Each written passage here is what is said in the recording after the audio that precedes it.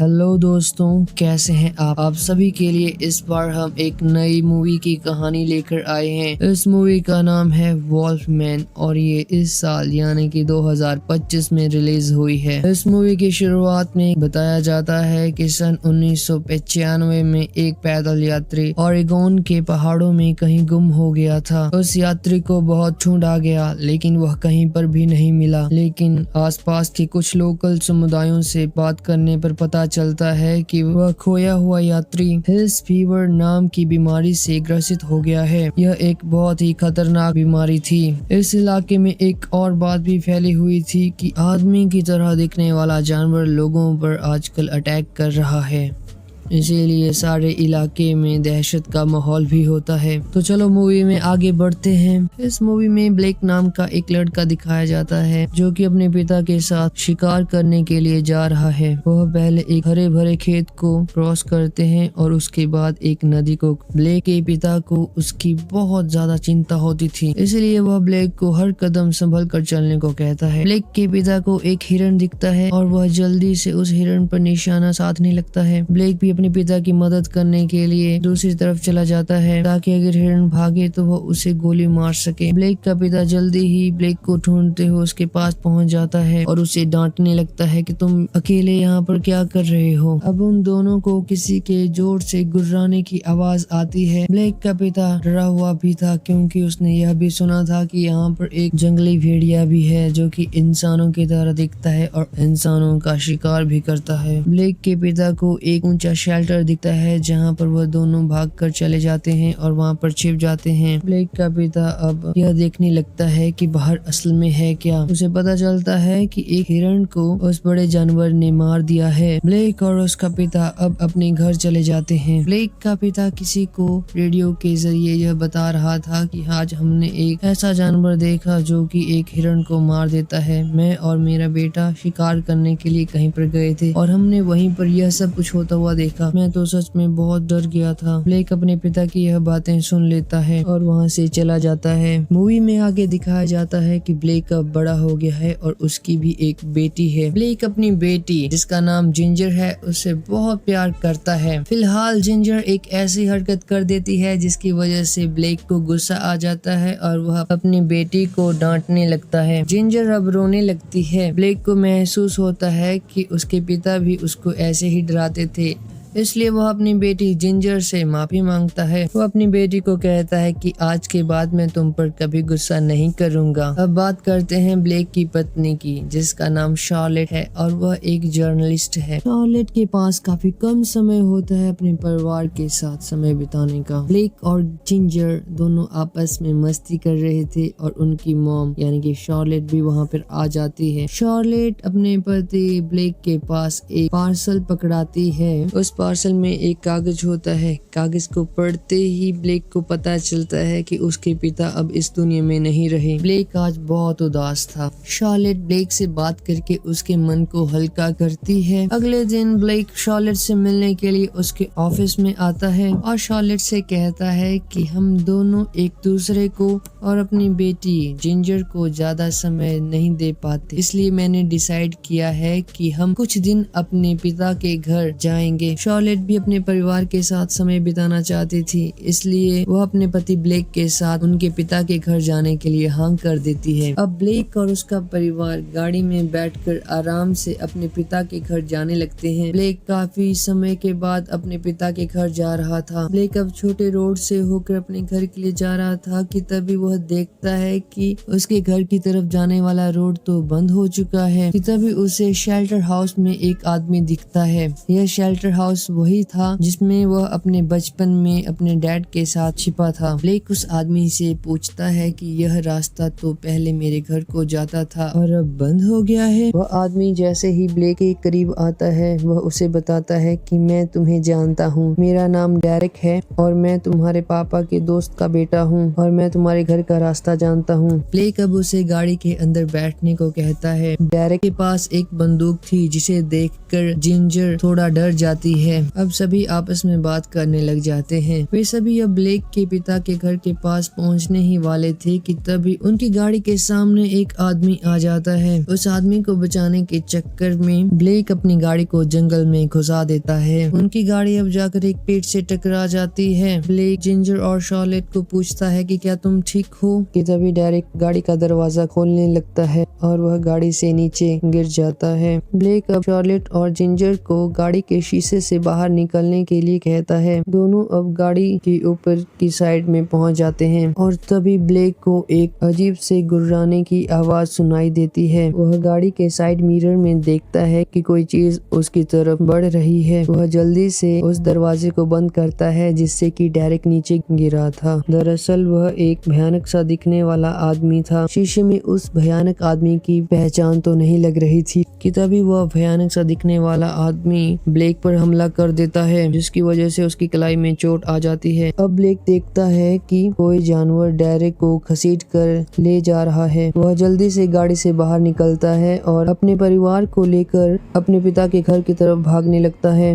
ये तो शुक्र था कि उसके पास घर की चाबियां थी। वह जल्दी से भागकर अपने घर की तरफ चले जाते हैं। लगता है उन तीनों ने उस जानवर को देख लिया था और वह उनके ही पीछे पड़ा था। अब तीनों जल्दी से घर का दरवाजा खोल देते हैं और घर के अंदर चले जाते हैं। घर में बिजली नहीं थी। ब्लेक को पता था कि जनरेटर घर के निचले फ्लोर में है, इसलिए ब्लेक जल्दी से नीचे वाले फ्लोर में जाता है और जनरेटर ऑन करता है। अब घर में लाइट आ जाती है। ब्लेक को डर था कि कहीं वह जानवर घर के अंदर न आ जाए, इसलिए ब्लेक अपने घर के सभी खिड़की और दरवाजों को मजबूती से बंद कर देता है। ब्लेक अपनी पत्नी शार्लेट से बात कर ही रहा था कि उसे साथ वाले कमरे से अजीब सी बदबू आती है। वह उस कमरे में जाता है। वहाँ उसे खाने की एक चीज दिखती है जिसे मुंह में डालते ही उसका दांत बाहर निकल आता है। शार्लेट जल्दी से फर्स्ट एड बॉक्स में से एक पट्टी में दवाई लगाकर ब्लेक को दे देती है। ब्लेक जैसे ही उस दवाई वाली पट्टी को अपने मुंह में डालता है, शार्लेट को ब्लेक की कलाई में एक जख्म दिखता है। गौर से देखने पर उसे पता चलता है कि यह तो काफी गहरा जख्म है। अब शार्लेट उस जख्म पर पट्टी लगाती है। ब्लेक अब शार्लेट को उनके घर में पड़े हुए रेडियो से नजदीकी हेल्पलाइन पर बात करने के लिए कहता है। ब्लेक को अपने शरीर के अंदर अब अजीब सी हलचल महसूस हो रही थी। शार्लेट और जिंजर आराम से सोए हुए थे कि तभी वहाँ पर ब्लेक आ जाता है। ब्लेक को किसी के गुर्राने की आवाज आती है। उन्हें खिड़की में कोई साया दिखता है। ब्लेक अब दरवाजे के पास चला जाता है। उसकी पत्नी शार्लेट भी दरवाजे की तरफ को बढ़ने लगती है कि तभी दरवाजे को तोड़कर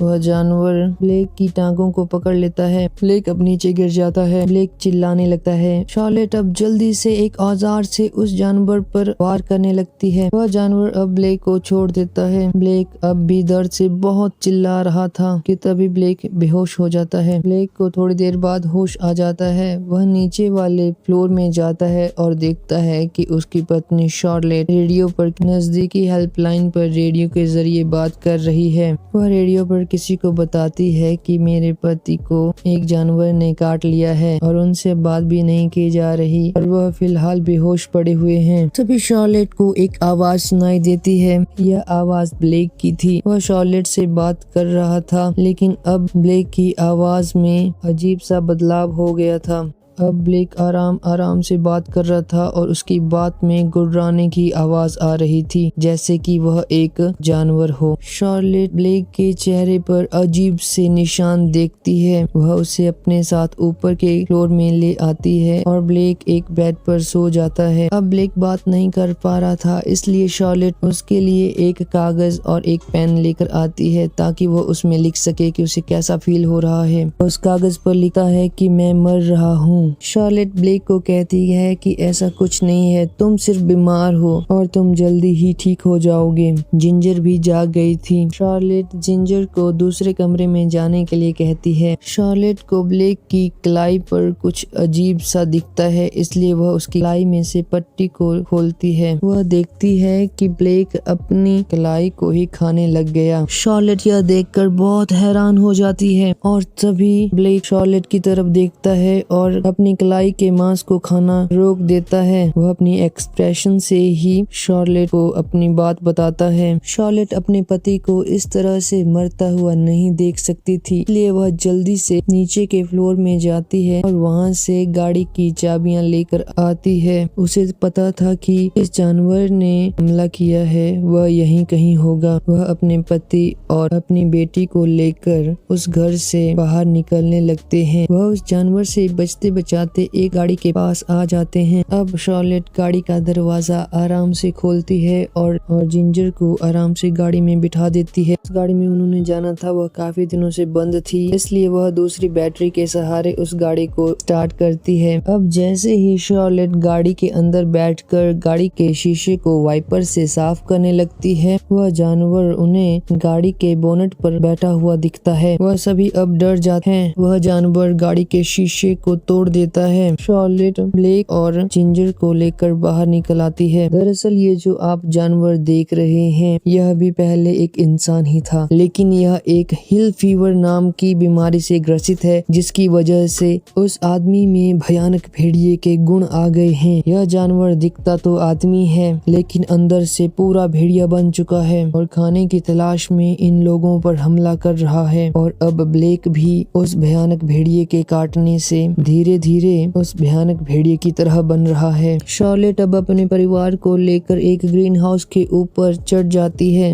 लेकिन वह भयानक भेड़िया उन पर हमला कर देता है। ब्लेक उस भयानक भेड़िए का ध्यान भटकाने के लिए ग्रीन हाउस से छलांग लगा देता है और दूसरी तरफ चला जाता है। भयानक भेड़िया भी उसके पीछे चला जाता है। शार्लेट अब अपनी बेटी को लेकर वापस घर के अंदर आ जाती है। जिंजर अपनी मम्मी को बोलती है कि तुमने मेरे पिता को बाहर क्यों रख दिया, वह भेड़िया उनके साथ कुछ भी कर सकता है। खिड़की से बाहर उनको ब्लेक दिखता है और वह दरवाजा खोल देती है। ब्लेक अंदर आ जाता है। ब्लेक अब आराम आराम से सांसें ले रहा था। उसकी सांसों में गुर्राने की आवाज आने लगती है। जिंजर अपने पिता ब्लेक के पास आती है। जिंजर को डर भी लग रहा था, लेकिन वह अपने पिता से बहुत प्यार करती थी। वह अपने पिता के माथे पर हाथ रखती है और अपने पिता को आई लव यू कहती है। जैसे भेड़िए को आंखों से दिखता है, अब वैसे ही ब्लेक को भी दिखना शुरू होता है। वह अपनी बेटी जिंजर की आंखों में एक अलग ही चमक देखता है। ब्लेक की शक्ल अब धीरे धीरे भेड़िए की तरह हो रही थी। ब्लेक अब अपने अंदर से एक उंगली को निकालता। यह उंगली उसकी ही होती है जिसे उसने खा लिया था। ब्लेक अब अपनी पत्नी शार्लेट की तरफ बढ़ने लगता है, लेकिन वह शार्लेट को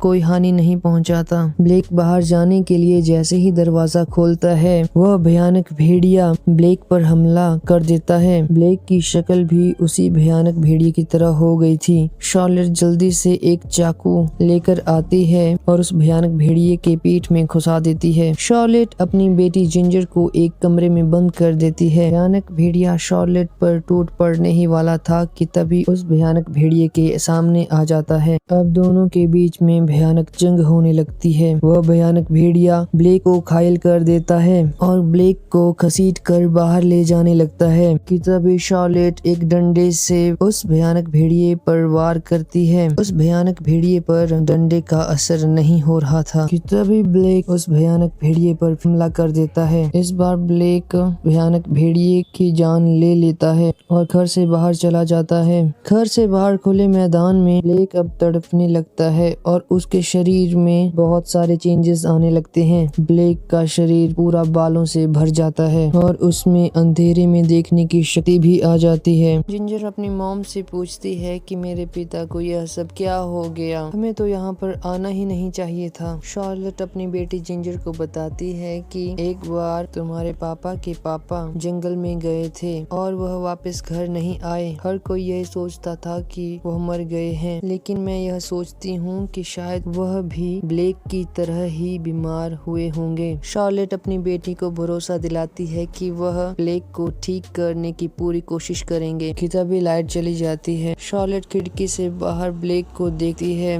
ब्लेक का शरीर अब पूरा बालों से ढक गया था। उन्हें भी अब ब्लेक से थोड़ा थोड़ा डर हो गया था। ब्लेक अब शार्लेट के सामने आ जाता है। ब्लेक उन दोनों के पास आने लगता है। वह दोनों बहुत डरे हुए थे। शार्लेट के हाथों में एक चाकू था जिसे कि ब्लेक छीन लेता है। शार्लेट घर का दरवाजा खोलती है और वह दोनों घर से बाहर निकल निकलकर एक गोदाम में छिप जाते हैं। ब्लेक जमीन को खोदकर उनके पास पहुंच जाता है। कमरे के अंदर अंधेरा था। शार्लेट और जिंजर अंधेरे में तो कुछ देख नहीं सकते थे, लेकिन ब्लेक अंधेरे में देख सकता था। वह उन दोनों को देख लेता है। ब्लेक जैसे उन दोनों की तरफ बढ़ने लगता है, उसका पांव जंगली जानवरों को पकड़ने वाले जाल में फंस जाता है। शार्लेट जल्दी से जिंजर को लेकर उस गोदाम से बाहर चली जाती है। ब्लेक उस जाल से खुद को छुड़ाने के लिए अपने उस पैर को अपने मुंह से चबा डालता है और घुटनों से चलता हुआ उस गोदाम से बाहर निकलता है। शार्लेट अब जिंजर को लेकर वहां से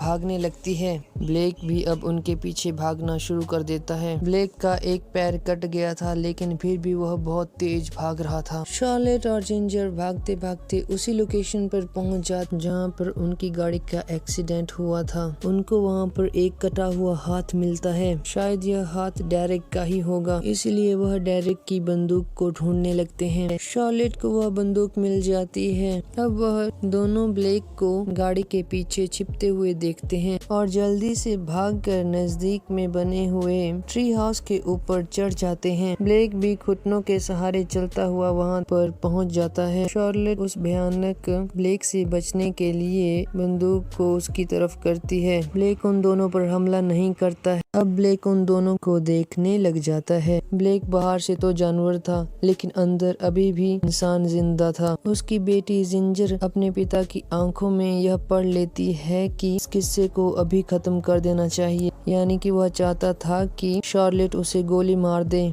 इसीलिए ब्लेक उनको डराने लगता है कि तभी शार्लेट से बंदूक का ट्रिगर दब जाता है और ब्लेक को गोली लग जाती है। ब्लेक अब अपनी अंतिम सांसें गिन रहा था। शार्लेट और उसकी बेटी ब्लेक के पास आते हैं। दोनों ब्लेक को देखकर बहुत रो रहे थे, क्योंकि ब्लेक उनकी आंखों के सामने मर रहा था। और इस मूवी के अंत में यह दिखाया जाता है कि ब्लेक अब मर गया है। दोस्तों, हमारे YouTube चैनल वाणी फिल्म्स पर आपको ऐसी नई नई मूवीज के हिंदी में एक्सप्लेनेशन मिलेंगे, तो जल्दी से हमारे YouTube चैनल वाणी फिल्म्स को सब्सक्राइब कर दीजिए और हाँ, वीडियो को लाइक करना ना भूलें।